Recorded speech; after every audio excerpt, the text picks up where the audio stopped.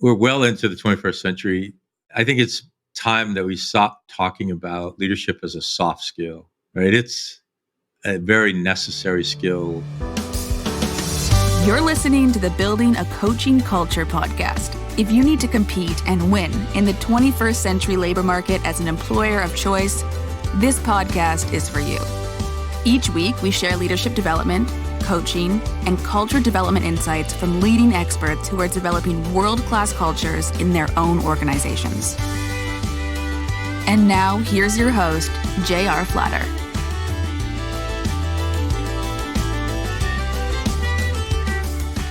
Hey, welcome back, everybody. J.R. Flatter here. As always, I'm joined by my distinguished co-host, Lucas. Hello. And it's getting to the end of the year. Starting to think about the new year. We'll talk about more of that in another episode. Kind of in a festive mood in the year, looking back at what we've accomplished. And what I wanted to take some time to talk about today in this session is a Department of Defense centric topic. So I'll stick that right up front. If you're in the DOD, this session is all about a program called Credentialing Opportunities Online, better known as COOL, DOD COOL. And a little bit of background on this program, both people in the arc of their career in the military and people preparing to transition out of the military, oftentimes seeking a credential is the right next best thing. We talk about a lot in our coaching and in our coach training. What's the next best thing? And oftentimes it's not a college degree. It might very well be a credential. And you and I, focusing on coaching and coach training, working very closely with the International Coaching Federation, are interested in delivering coaching credentials. And we provide all of the training necessary to get an ICF coaching credential. We've been working very closely with the Department of Defense and the International Coaching Federation to get the ICF on the list of approved accreditations. And we're happy to say in the last few weeks, been able to mutually make that happen. I got a notice from ICF probably 3 weeks ago that they'd finally gotten across the finish line and received approval and listing on the DOD COOL site. And I'll mention this URL a couple of times. It's COOL, just like you think it's spelled, COOL.OSD.mil. You don't need a CAT card to get access to the website. You just need to get on there and learn the information. And that's what I want to talk through. How do you use this, and is it the right next thing for you? So you've gone through the credentialing process. You know what that journey looked like on your own. Talk to us a little bit about your journey in terms of your coaching accreditation. Yeah, I think my journey kind of was parallel to yours in terms of you were in 2RL, we were setting up the coach training services, and I was kind of involved in those live classes. So I began on live online training, and before I was in any sort of like boot camp or cohort. And then I did participate in a couple of the boot camps as both a supervisor and a participator. So I've gotten a lot of exposure to those different 30-hour experiences where we're kind of in the deep end and just kind of concentrating the learning into only a couple days. So I guess the advantage of, I like both of them for different reasons. I like the live, async or the synchronous live that goes on, continuously, just because you kind of have time to put what you're learning to practice and give yourself some time to adjust to what you're learning. And then the boot camp, you're kind of very entrenched in it, which has its advantages because, okay, now I'm living and breathing what I'm learning, and then you go back out into the world to apply it. So just different types of formats for the same kind of content, but And we've talked a lot in the past. We've had sessions on what does the ICF journey look like. But today I want to focus on what does the COOL journey look like. And it's a DoD-wide program, but every service chooses how to use the program. And so depending on which service you're in, which department, I should say, Department of the Air Force, Department of the Army, Department of the Navy, and then even Coast Guard can use this. So the Department of Homeland Security and DoD civilians. There's a separate journey described on that website for each one of those cohorts or demographics. So I'll present not an exact journey, but a generic journey, which depending on which service you're in is going to be your actual journey. But the number one thing is, and part of the reason we were working so closely with the ICF to get accredited is whoever you receive your training from needs to be an ICF accredited trainer. So make sure, of course, we want you to come and learn from us. We think we do it the best. Very experiential philosophy, a lot of successful graduates behind us and in front of us.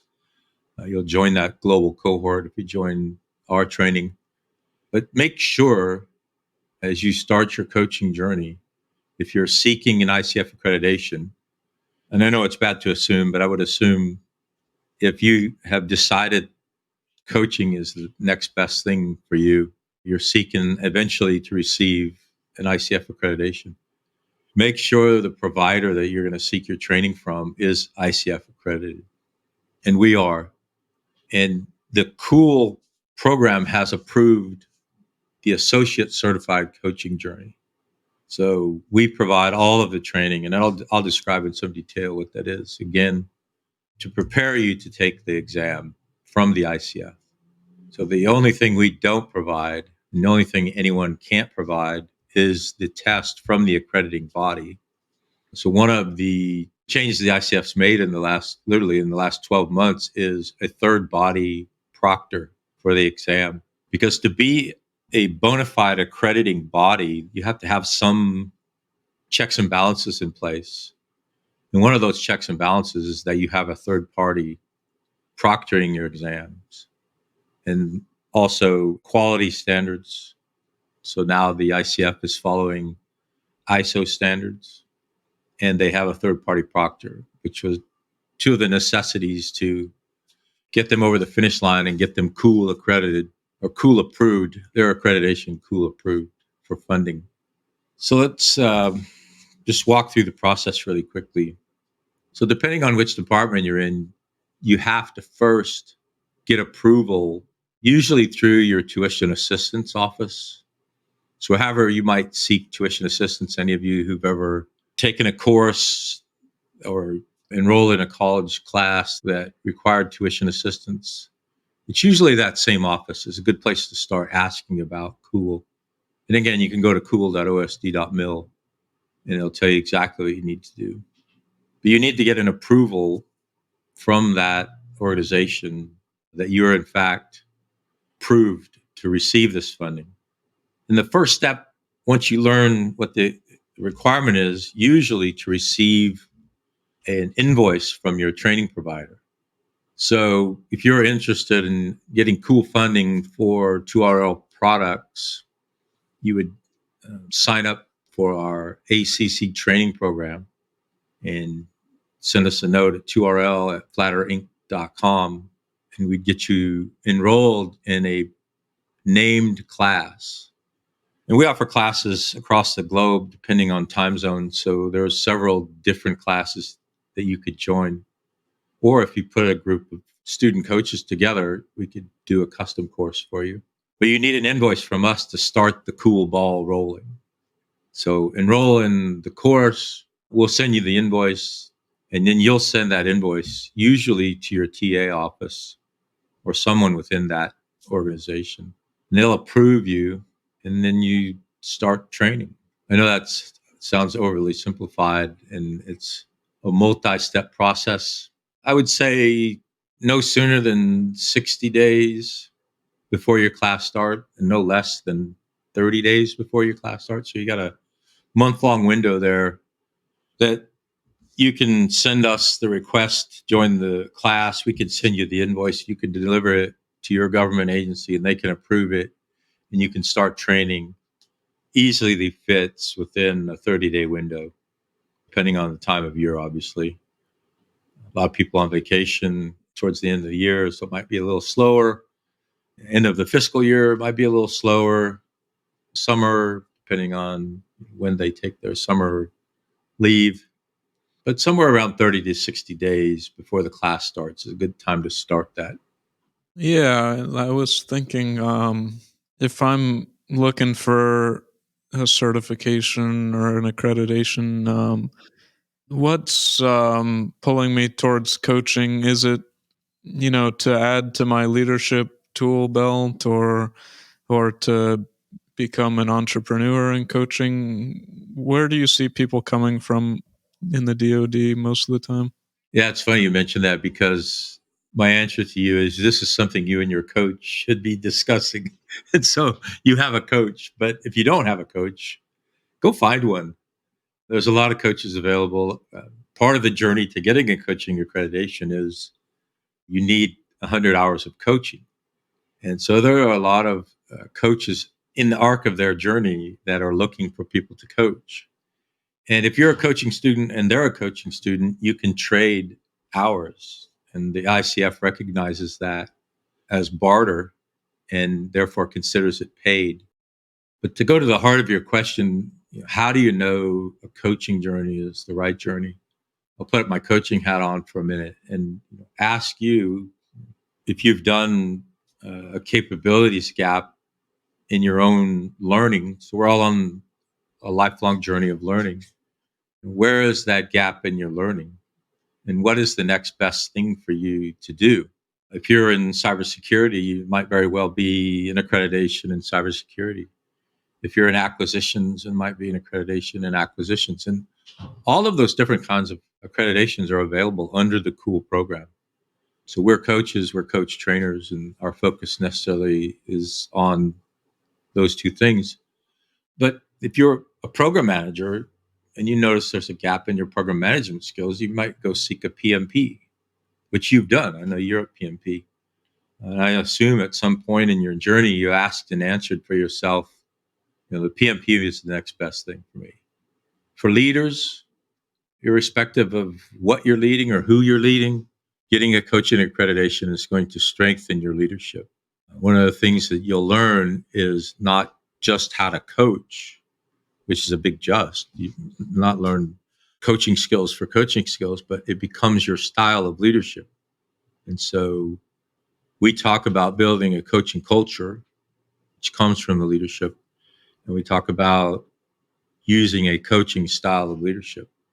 And so if your next best thing for your career is to strengthen your leadership, you can't go wrong with a coaching accreditation.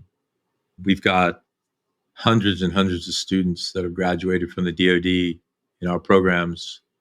And almost universally, they'll tell you that it's significantly strengthened their leadership, personally and professionally. So at work, on their soccer teams, at their churches, wherever they might be leading. Yeah, I mean, I I definitely see it having huge value there. Just from people we've talked to, and personally, like I talk about it all the time, like the soft skills that you're developing with just communication in general, and how that applies to leadership, and then how leadership applies to your perspective and beliefs. Yeah. So we're about to begin the 25th year of the 21st century, not to box ourselves into a time and date, but we're well into the 21st century. I think it's time that we stop talking about leadership as a soft skill, right? It's a very necessary skill. And I'm not pointing a finger at you. I hear this all the time, and I'm trying to remove it from my own vocabulary because I instinctively say soft skills. In the 21st century, a coaching culture and a coaching style of leadership is an absolute necessity. And there's nothing soft at all about it. It's as hard a skill and hard as a necessity as any other program management. The PMBOK, right? The Bible of program management is a hard skill. Program management is a hard skill, technical, cognitive, and emotional. Coaching is the same. It's got technical aspects of it. How do you ask a powerful question? It's got cognitive aspects. What's the next best thing I could say? And certainly well grounded in emotional intelligence. How do I create trust and safety in this relationship? How do I create trust and safety in the workplace with the people I work with and alongside and for? Yeah. I mean, it's almost like anything relating to people is like said to be a soft skill because it's like hard to kind of quantify like the effect that you could have on people. Yeah, it's interesting. Is it like related to like social science versus, hard technical science? Or I'm not sure where that came from. You stepped on one of my favorite soapboxes, and that is the difference between natural science and social science. Not to sound too much like a professor, but we're human beings, and you're coaching human beings, you're leading human beings, and we are a mammal, a herd animal, depending on how deeply you want to dig into the science of it. But at the end of the day, we have one thing that no other animal, no other organism has, and that is choice. And as a social scientist, I would call it volition. You and I are both wearing clothing today. We have a hairstyle. We've known each other your entire life, yet we're so different and similar at the same time. And that's the way you have to work with human beings, is recognize they are part of nature and you can measure them, but not with the degree you can measure and predict bacteria in a petri dish or a herd of sheep versus a group of human beings. So we have to be mindful of how far we apply the scientific principles of physical science to human science, to social science. So everybody's going to respond differently to coach training. Everybody's going to respond differently to coaching. And as coaches and coach trainers, we have to be, thoughtful of that as we ask that question: what is the next best thing for you? And make sure that as their coach, we're supporting them and encouraging them in their journey and not overly emphasizing our personal journey, overlaying theirs. Yeah. I almost think that if it is a big question, like I know I need to develop myself professionally in some way, but I've thought about all these different things and I have no idea what's next. If that's also the answer, then I think coaching aligns with that as well. Because imagine having the skills to, be able to navigate that easier next time, like having the ability to kind of say these are my values and this is where I'm heading and this is how I want my life to go. Coaching will help that. So Yeah, there's some common themes of coaching and coach training. And one of those across different cohorts and different generations that you and I work with, almost universally people say, this came at exactly the right time in my life, regardless of where they might be in the arc of their career or the arc of their life. And so you're a father, you're married. There's never a perfect time to become a father, never a perfect time to become a husband. And there's never a perfect time to get your coaching accreditation either. Regardless of where you are in the arc of life and where you are in the arc of a career, we just graduated a cohort, probably been a month now. I just say just. And one of the students in the class was pretty far along in the arc of life and the arc of their career. And one was one of the most excited at graduation day. And I thought, how great was that to see literally a new beginning in this person's thinking about life, thinking about their career, and actually brought their spouse into the room to celebrate with them and take pictures. And it was really enjoyable to see that. And we've also had many times and continue to have Gen Zs in the classes at the very beginning of the arc of their career, in the very beginning of the arc of their life, having that same kind of life-changing experience. So if you're listening or watching and wondering, is this the right time to seek an accreditation? Talk it over with your coach. If you have a coach, talk it over with significant others in your life. Talk it over with other leaders that you work alongside or perhaps for or perhaps with. And ask yourself those hard questions. Is this the right time? Understanding there never is a perfect time. I'm learning coaching later on in the arc of my life and career. I wish I had learned it decades ago. It wasn't part of our world back in when I started my career. I almost said back in the day. I don't know. What do you think about? You're a millennial, still in the first third of your career.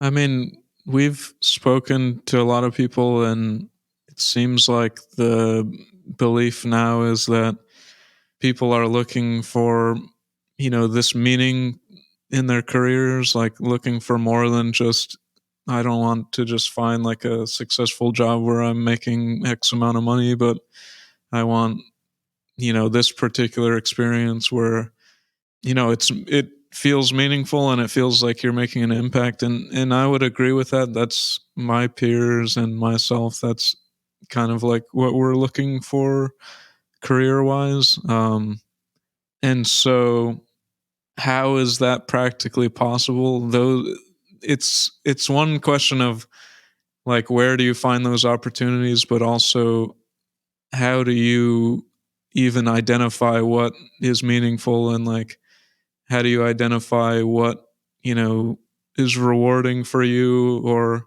plan out something that might be 5 to 10 years in the future, those kinds of things that are very difficult to pinpoint and put your finger on. They're aided by this journey, whether you're getting coached or, being in a cohort of people that are training to become coaches. I think, yeah, like we talk about it all the time, so it's kind of a broken record, but yeah, like this is a 21st century skill because young people and people entering the workforce are just looking for different things. And so how do you find those things? Because it's not necessarily going to be on Indeed, you find the right opportunity and it says this job has meaning, Yeah. Yeah. And again, focused on our DOD cohort today. This year, actually, July, I think of this year, it was the 50th anniversary of the all volunteer force. And so for half a century, the Department of Defense has been competing in the labor market along with everyone else. And now, as we're well into the 21st century, that labor market is changing. It's much more virtual, much more purpose driven. And you can find purpose in a DoD career. Anybody who's in a DoD career knows that. Talking to someone on the left side of yes, I want to be part of that, right? You're on the right side of yes. You've decided the DoD is a career for you, wherever you might be in the arc of your journey, whether you're one term and out, whether you're a career and out, or whether you're 30 years or more. You're on the right side of yes. You've decided, yes, this is a journey that I want to take. But when we're competing in that labor market and talking to people who are on the left side of yes, they might have never thought about a career in the military. They might not have ever thought about enlisting. And they're listening to you in your conversations, and they have a perception of life in the Department of Defense.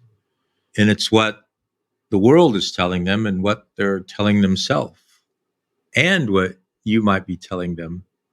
And how do we change that perception to attract and retain the world's best talent this far into the 21st century? You and I, like you said, it sounds like a broken record. We say it all the time. It's embedded in culture. And culture, for better or worse, is the story the world tells about you. Is it a good place to work? Are they going to care for me? Or am I going to have the ability to have a career, a meaningful career? Am I going to have the freedom to be myself? And the story that has been told in the 20th century is very different than the story that needs to be told in the 21st century. So in many ways, we're asking, is this coaching journey right for me? Do you want to be a 21st century emotionally intelligent leader in the Department of Defense? And if you do, if the answer to that question is yes, then the coaching journey may very well be the next best thing for you. And using this COOL program might be the best way to fund that journey. Yeah. I think, we definitely covered some different perspectives on different people could identify with. So I think this will be helpful to point people in this program's direction. Cool. Cool. Yeah. So one last time, two important, one email address and one link, the cool.osd.mil. And you're looking for Associate Certified Coach, ACC. That's how it's listed in the COOL website. And go to your TA office. Probably you might even know who the COOL representative is in your TA office, tuition assistance office. If you don't, you can dig around in the COOL website and find out who it is you need to talk to and ask around. Whoever your human resources leader is in your organization, probably be able to point you in the right direction. But the first thing to get the COOL ball rolling is an invoice from a ICF accredited coach training program, of which we are. So send us a note at 2RL, so the number 2, Romeo Lima, 2RL at flatterinc.com. And we'll send you an invoice for whichever class it is you select, and you'll be on your way. So Lucas, good to see you again. I know I'm going to see you between now and the end of the year, but for our listeners and viewers, have a happy holiday season, and we'll see you soon. Well, that concludes this episode of Building a Coaching Culture. I truly hope that this episode was helpful to you. If it was, be sure to follow us wherever you listen to podcasts. Maybe stop and give us a rating or a review, and share this podcast with someone who might find it helpful as well. Thanks again, and we'll see you next time.